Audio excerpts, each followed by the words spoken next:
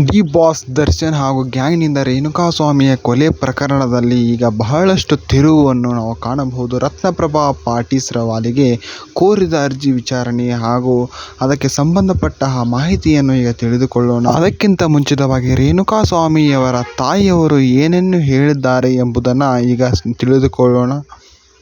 ಅವರೇ ನಮಗೆ ಇಬ್ರು ಗಂಡ ಹೆಂಡತಿಗೆ ಏನು ಮಾತಾಡಬೇಕು ಏನು ಮಾಡಬೇಕು ಅನ್ನೋದು ಗೊತ್ತಾಗಲ್ಲ.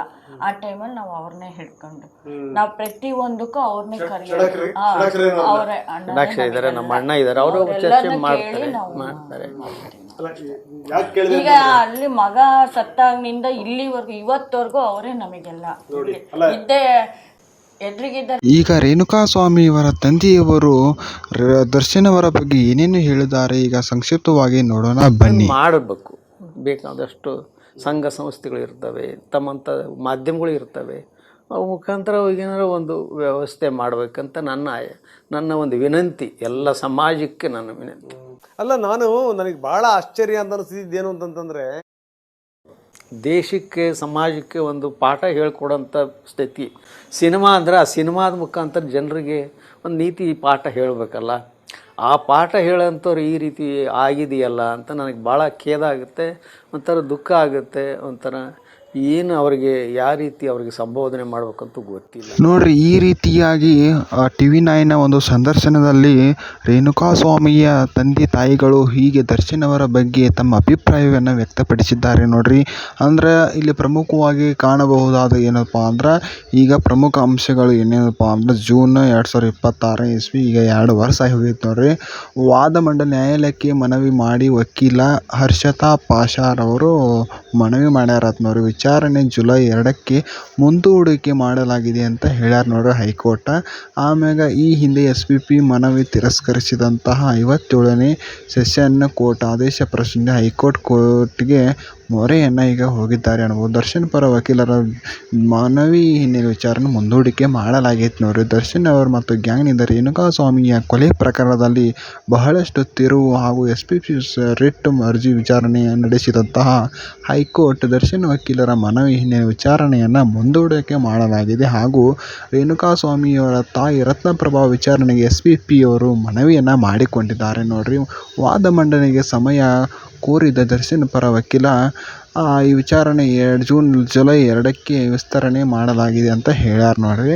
ಹಾಗೂ ಈ ಹಿನ್ನೆಲೆ SPP ಮನವಿ ತಿರಸ್ಕರಿಸಿದ 57ನೇ ಹೈಕೋರ್ಟ್ ದರ್ಶನ್ ಅವರ ತಪ್ಪಾಯಿತು ಅಂತ ಕ್ಷಮೆ ಕೇಳಿದ್ರಿ ಏನಂತೀರ ಅಂತ ಕೇಳ್ಯಾರ ನೋಡ್ರಿ. ಇದೆ ಆಮೇಲೆ ರತ್ನಪ್ರಭಾ ಪಾಟೀಸ್ರವಾಲಿಗೆ ಕೋರಿದ ಅರ್ಜಿ ವಿಚಾರಣೆ ಏನೇನಾಗೈತಪ್ಪ ಅಂದ್ರೆ, SPP ಸಲ್ಲಿಸಿದಂತಹ ರಿಟ್ ಅರ್ಜಿ ವಿಚಾರಣೆ ನಡೆಸಿದಂಥ ಹೈಕೋರ್ಟ್ ನಡೆಸಿದಂತಹ ಹಿಂಗೆಲ್ಲ ಆಗೈತೆ ನೋಡ್ರಿ. ಇದು ಪ್ರಮುಖವಾಗಿ ಗಮನಿಸಬೇಕಾದ ಅಂಶವೇನೆಂದರೆ, ಡಿ ಬಾಸ್ ದರ್ಶನ್ ಅವರು ಜೈಲು ಸೇರಿ ಈಗ 2 ವರ್ಷ ಕಳೆದಿದೆ ನೋಡ್ರಿ. ಅಂದ್ರೆ ನಡಬಾರ್ಕ್ ನೋಡ್ರಿ, 1 ವರ್ಷ ಆಗಿ ಹೋಗಿತ್ತು ನೋಡ್ರಿ. ಆಗ ಏನು ಮಾಡಿರಪ್ಪ ಅಂದ್ರೆ, ದರ್ಶನ್ ಅವರಿಗೆ ಬೇಲನ್ನು ಕೊಟ್ಟಿದ್ರಿ ಯಾರಪ್ಪ ಅಂದ್ರೆ ಹೈಕೋರ್ಟ್. ಆಮ್ಯಾಗ ಈ ಹೈಕೋರ್ಟ್ನ ಒಂದು ನ್ಯಾಯವಾದವನ್ನು ಪ್ರಶ್ನೆ ಮಾಡಿತ್ತು ನೋಡ್ರಿ. ಯಾವುದಪ್ಪ ಅಂದ್ರೆ ಸುಪ್ರೀಂ ಕೋರ್ಟ್ ಏನು ಮಾಡಿತ್ತಪ್ಪ ಅಂದ್ರೆ, ದರ್ಶನ್ ಅವರಿಗೆ ಬೇಲನ್ನು ರದ್ದು ಮಾಡಿತ್ತು ನೋಡ್ರಿ. ರದ್ದು ಮಾಡಿದ ನಂತರ ಮತ್ತು ದರ್ಶನ್ ಅವರು ಪವಿತ್ರ ಹಾಗೂ ಅವರ ಗ್ಯಾಂಗ್ ಎಲ್ಲ ಜೈಲನ್ನು ಸೇರಬೇಕಾಗಿತ್ತು ನೋಡ್ರಿ. ಅಂದರೆ ಇವರು ಅಪರಾಧಿ ಅಂತ ಇನ್ನೂ ಸಾಬೀತುಪಡಿಸಿಲ್ರಿ, ಆದರೆ ಆರೋಪಿಯಾಗಿ ಮಾತ್ರ ಇದ್ದಾರೆ ನೋಡ್ರಿ. ಇದರ ನಡುವೆಯೂ ಡೆವಿಲ್ ಚಿತ್ರ ಬಿಡುಗಡೆಗೊಂಡು ಅಧಿಕ ಜನರ ಮನವನ್ನು ಸೆಳೆಯಿತು ನೋಡ್ರಿ. ಮತ್ತು ಇನ್ನೇ ಮುಂದಿನ ವರ್ಷ 2027ನೇ ಇಸ್ವಿ ಅನ್ನಷ್ಟೇ ದರ್ಶನ್ ಅವರು ಬಿಡುಗಡೆ ಹೊಂದುತ್ತಾರೆ ಎಂದು ನನ್ನ ಅನಿಸಿಕೆ ನೋಡ್ರಿ. ನೀವು ಕೂಡ ದರ್ಶನ್ ಅವರ ಅಭಿಮಾನಿಯಾಗಿದ್ದರೆ ಜೈ ಡಿ ಬಾಸ್ ಅವರು ಬೇಗ ಹೊರಗೆ ಬರಬೇಕೆಂದು ಕಮೆಂಟ್ ಮಾಡಿ ತಿಳಿಸ್ರಿ. ಹಾಗೂ ಇನ್ನೊಂದು ವಿಷಯ ಏನಪ್ಪ ಅಂದ್ರೆ, ಡಿ ಬಾಸ್ ದರ್ಶನ್ ಅವರು ಜೈಲಿಗೆ ಸೇರ್ಯಾರ. ಆದರೆ ಮೊನ್ನೆ ನಿಮಗೆ ಒಂದು ವಿಡಿಯೋ ಮಾಡಿ ತೋರಿಸಿನಿ ನೋಡ್ರಿ, ಯೋಗಾಸನ ಮಾಡುವುದು ಹಾಗೂ ಅವರು ಫುಲ್ ಫಿಟ್ ಅದಾರ ನೋಡ್ರಿ. ಹಾಗೆ ಯಾವುದೇ ರೀತಿ ಆರೋಗ್ಯ ಸಮಸ್ಯೆಗಳು ಎದುರಾಗಿಲ್ಲ ನೋಡ್ರಿ. ಅವ್ರು ನೋಡ್ರಿ ನಾವು ಹೊರಗೆ ಹೆಂಗಿರ್ತಾರಲ್ಲ ಅಲ್ಲಿಕ್ಕಿಂತನೂ ಚಲೋ ಅದ ನೋಡ್ರಿ. ಯಾಕಪ್ಪ ಅಂದ್ರೆ ಅಲ್ಲಿ ಒಂದು ಸಾತ್ವಿಕ ಆಹಾರ ಸಿಗ್ತೈತೆ ನೋಡ್ರಿ. ಯಾವುದೇ ರೀತಿಯ ಮಾಂಸಾಹಾರಿ ಆಗಲಿ ಏನೂ ಇರಂಗಿಲ್ಲ ರೀ.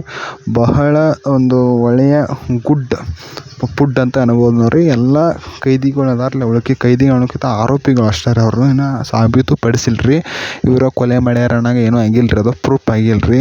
ಯಾಕಪ್ಪ ಅಂದ್ರೆ ಅವರು ಅದೊಂದು ವಿಡಿಯೋದಾಗ ಏನು ನೋಡ್ರಿ, ಅಂದ್ರೆ ಒಂದು ಎಳೆ ಏಟು ಬಡ್ದೆ ನಾನು, ಆದ್ರೆ ನಾವು ಬರುವಷ್ಟ್ರಿಗೆ ಯಾರೋ ಬಡ್ತಿದ್ರು. ಆಮ್ಯಾಗ ನಾವು ಅವ್ರು ಸತ್ತದ್ದು ಗೊತ್ತಿಲ್ಲ, ಏನೂ ಗೊತ್ತಿಲ್ಲ ಅಂತ ಡಿ ಬಾಸ್ ಅವರೇ ಹೇಳಿದ್ರು ನೋಡ್ರಿ ಪೊಲೀಸರಿಗೆ.